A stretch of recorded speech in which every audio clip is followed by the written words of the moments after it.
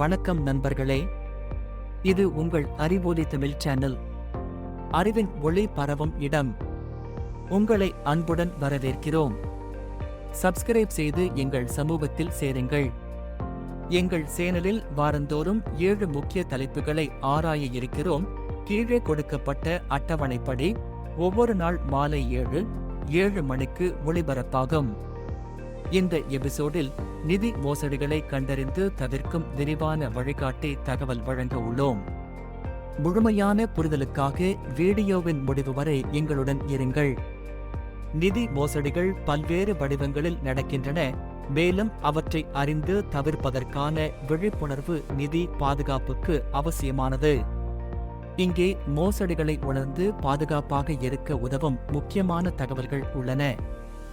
நிதி மோசடிகள் எப்படி வேலை செய்கின்றன? மோசடிகள் நம்பிக்கையை பயன்படுத்தி நடக்கின்றன.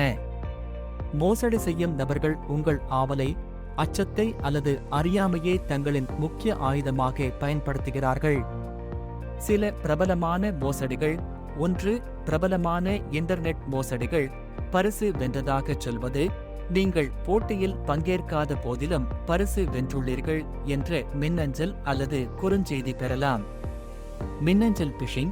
மின்னஞ்சல்களில் உண்மையான நிறுவனம் போன்ற உணர்வை உருவாக்கி உங்கள் வங்கி விவரங்களை அல்லது பயனர் கணக்குகளை திருடும் முயற்சி. 2. மொபைல் மோசடிகள். OTP கேட்டு அழைப்புகள். போலியான செயலிகளின் மூலம் பணம் திருடப்படும் முயற்சிகள். 3. வணிக அல்லது முதலீட்டு மோசடிகள். குறைந்த முதலீட்டில் இரட்டை லாபம் என்று வாக்குறுதி. மோசடி பிரிவுகளை நம்ப வைத்து பணத்தை பறிமுதல் செய்யும் முறைகள். மோசடிகளை அடையாளம் காணும் முக்கிய சின்னங்கள். 1. போலியான வாக்குறுதிகள். ஒரு திட்டம் அல்லது முதலீடு சாதாரண அளவுக்கு மேல் லாபத்தை உறுதி செய்தால் அது உண்மையல்ல. வழக்கமான வணிக முதலீட்டுகள் மந்தமான மற்றும் நிலையான வளர்ச்சியை மட்டும் வழங்குகின்றன.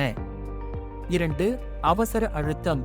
இப்போதே பணம் செலுத்துங்கள், இல்லையெனில் வாய்ப்பு போய்விடும் என்று எவரேனும் கூறினால் அதனை முழுமையாக தவிர்க்கவும்.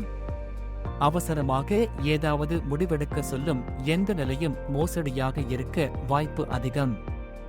3. தகவல்களை கேட்கும் அழைப்புகள். OTP, CVV, ATM பின் போன்ற முக்கிய தகவல்களை வங்கி சம்பந்தப்பட்ட நபர்களும் கேட்க மாட்டார்கள். மோசடிகளை தவிர்க்க தேவையான வழிமுறைகள். 1. வலைத்தள பாதுகாப்பு. நீங்கள் பயன்படுத்தும் இணையதளம் HTTPS என்ற சான்று கொண்டிருக்க வேண்டும். வலைத்தளத்தின் உண்மைத்தன்மையை வாய்ஸ் போன்ற சேவைகளை பயன்படுத்தி சரிபார்க்கவும். 2. வங்கி கணக்கு பாதுகாப்பு. உங்கள் வங்கி கணக்குகளை அடிக்கடி கண்காணிக்கவும். நீங்கள் பரிவர்த்தனை செய்யாத பண பரிவர்த்தனைகள் இருந்தால் உடனடியாக வங்கியில் புகார் செய்யவும். 3. பாதுகாப்பான இணைய உலாவல். கேள்விக்குறி உள்ள விளம்பரங்கள் அல்லது ஆஃபர்கள் கிளிக்காதீர்கள். உங்கள் கணினியில் அல்லது மொபைலில் எப்போதும் புதுப்பிக்கப்பட்ட வைரஸ் பாதுகாப்பு மென்பொருள் ஆன்டிவைரஸ் வைத்திருங்கள். 4. சமூக ஊடகங்களில் முன்னெச்சரிக்கை. எவரும் பணம் கடன் தருவதாக அல்லது லாபம் தருவதாக கூறினால் அவரின் பின்னணி சரிபார்க்கவும். உங்கள் சொந்த தகவல்களை சமூக ஊடகங்களில் பகிர்வதை தவிர்க்கவும். மனதில் கொள்ள வேண்டிய சில முக்கிய குறிப்புகள். 1. மின்னஞ்சல் அனுப்புபவரின் முகவரியை சரிபார்க்கவும்.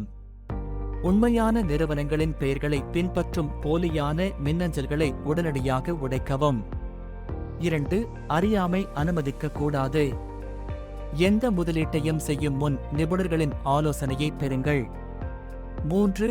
மூல நிதி அமைப்புகளுடன் மட்டுமே செயல்படுங்கள். ஆன்லைன் பரிவர்த்தனை மற்றும் முதலீட்டு திட்டங்களை தேர்வு செய்யும் முன் நிறுவனம் பதிவு செய்யப்பட்டதா என்று கண்டறியவும். மோசடி நடந்தால் என்ன செய்ய வேண்டும்?